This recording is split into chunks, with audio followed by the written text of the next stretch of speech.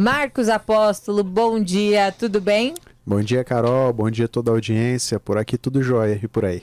Tudo certo também, começando mais um Empresas e Soluções e hoje falaremos sobre cadastro imobiliário brasileiro.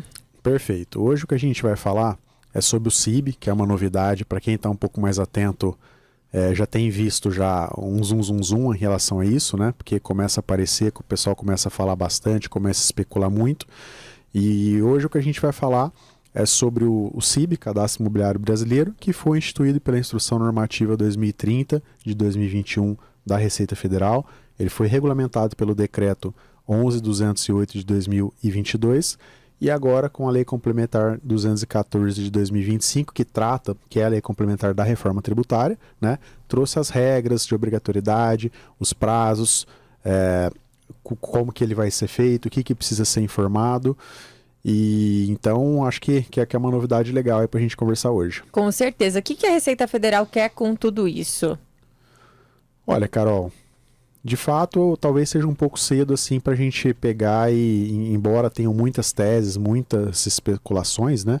De fato, como que vai ser utilizado isso, se vai ser uma coisa que já vai ter já um uso imediato, né? A gente vai falar daqui a pouco sobre o cronograma, sobre os prazos que os entes envolvidos têm para mandar para subsidiar a Receita Federal com essas informações, mas de uma forma resumida, eu diria que para mim, assim como outras também medidas parecidas, né, como essa, a gente sempre lembra do SPED, que é o Sistema Público de Escrituração Digital, que começou lá em 2006 com as empresas, né, e a gente sempre imagina que no final dessa história aí de tudo isso, para mim é muito claro que a finalidade é realmente ter um controle maior, né, a Receita Federal ter mais informações ali sobre os imóveis, também do lado arrecadatório. Então a gente imagina também que é uma das grandes finalidades. A gente sabe que ainda no mercado de imóveis existe informalidade, né?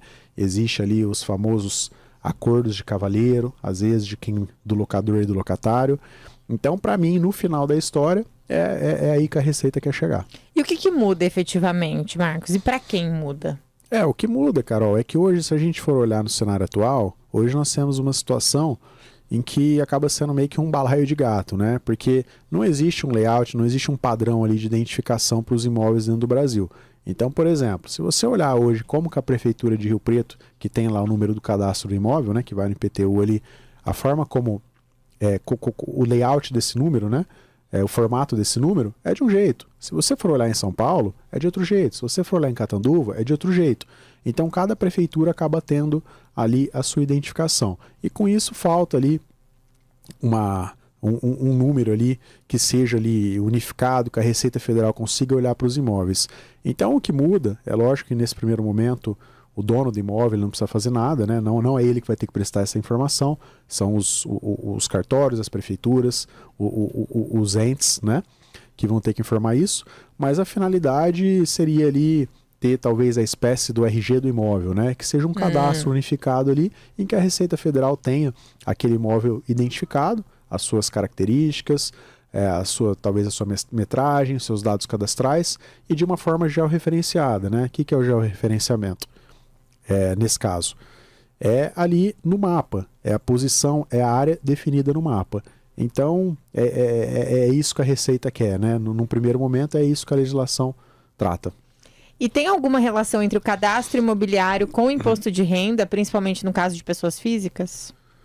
Olha, Carol, aí já talvez seja um dos desdobramentos, talvez a parte 2 do projeto, Entendi. né? Porque nesse primeiro momento, não. Nesse primeiro momento, a Receita ela quer recolher as informações mesmo, ela quer ter isso daí de forma centralizada, quer ter um controle maior. Mas assim, não seria nenhum espanto para mim, aliás, pelo contrário, né? Seria para mim uma surpresa se a Receita depois não utilizasse isso daí de alguma forma para identificar ali possíveis pontas soltas, né? Então a gente falou ali que hoje a gente sabe que existe ali, às vezes, um acordo de cavalheiro, né, entre o locador, entre o locatário, em que um não declara que recebe e o outro não declara que paga. E aí, consequentemente, às vezes sai ali uma condição comercial mais benéfica, enfim, né, cada um negocia da forma como é. Lembrando que a gente não está incentivando a fazer isso, mas a gente sabe que é algo que eventualmente acontece na prática. E então eu não tenho dúvida, e seria uma surpresa para mim se a Receita não utilizasse de alguma forma esse tipo agora de cadastro para identificar. Então, talvez, a gente não sabe, tá? Mas vamos fazer um exercício aí de imaginação. Talvez, na hora que o locatário ele declara o imposto de renda dele, você tem que informar aonde que é a residência, né? E aí, se ele está informando uma residência, ele não é dono desse imóvel, o que significa? É uma cessão não onerosa? Alguém empresta o imóvel sem nenhuma contrapartida? A gente sabe que isso não acontece na prática. Sim. Então, eu acho que o caminho mais natural e aonde a Receita quer chegar é cruzamento de informações e aí, eventualmente, aí também aumentar a arrecadação. E esse cadastro, ele vai precisar ser atualizado? Como que as pessoas devem... O que as pessoas devem ficar atentas? As pessoas físicas, na verdade, tanto as físicas como as jurídicas, os proprietários de imóvel no geral, nesse primeiro momento não vai precisar fazer nada. Tá. Porque quem tem que fazer realmente tem um cronograma, né? Já começou, na verdade, esse cronograma em janeiro, mas quem hoje está incumbido de subsidiar essas informações para a Receita, são ali as prefeituras, são os cartórios, são os entes da administração direta e indireta. Então é esse pessoal que vai ter que informar, não é a pessoa física. Agora, nada impede também de lá no futuro, depois que tiver uma base cadastral, de talvez a Receita, não sei, terceirizar de alguma forma a responsabilidade pela manutenção disso. A gente não sabe ainda, acho que é cedo para falar sobre isso. Certo. E ainda é cedo também para falar sobre as implicações fiscais de manter um imóvel não cadastrado? Olha, eu acho que hoje o que a gente pode ver pelas regras vamos falar aqui do imposto de renda pessoa física, né? Que talvez aí é onde afetaria mais o pessoal. Hoje já existem as penalidades para isso, né? Sim. É que muitas vezes a Receita não consegue localizar ou não tem essa facilidade para achar essas inconsistências. Sim. Mas hoje, se a gente for olhar na legislação do imposto de renda pessoa física, já tem as previsões ali das penalidades, né? Então hoje a gente tem, no caso do inquilino, que é quem paga e não declara, a multa de até 20% do valor não declarado. E para o proprietário, que é quem recebe, uma multa de 75%, né, do imposto não declarado, mais os juros de mora ali, a correção monetária. Certo. Maravilha, Marcos. Tem mais algum ponto que você acha interessante a gente acrescentar sobre esse assunto? Olha, eu acho que, assim como muitas coisas que a gente fala aqui, o momento é de cautela, o momento de talvez começar ali, iniciar uma reorganização, talvez aquele proprietário ali que tenha alguma informalidade, porque é muito cedo, tá no começo, mas assim, a gente sabe que não está sendo feito isso daí de graça, algum motivo tem, né?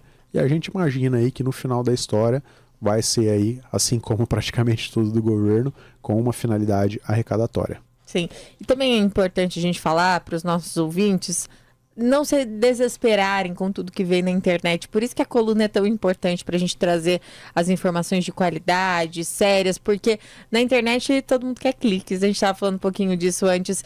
Então, às vezes assusta e as pessoas tomam atitudes que não deveriam tomar. Então, por isso que é importante ouvir de lugares sérios. Perfeito. Então hoje, se você fizer uma rápida busca ali, vamos falar no YouTube, né? Tem bastante conteúdo já sobre o assunto, tem muita gente falando sobre isso, e a maioria deles é alarmista. Eu até entendo por um lado, porque eu também compartilho que não está sendo feito isso daí de graça, né? A Receita, obviamente, tem os seus motivos para isso, né? Mas alarmismo gera clique na internet, né? Então, acho que também esse pessoal aí acaba sendo incentivado também a espalhar um pouco de terror também. Mas acho que o momento é de cautela e de acompanhar aí as novidades. Maravilha. Marcos, muito obrigada pela participação. A gente volta a conversar na quinta que vem. Eu que agradeço. Um bom dia a toda a audiência e para você também. Obrigada. Agora 10h55, intervalo.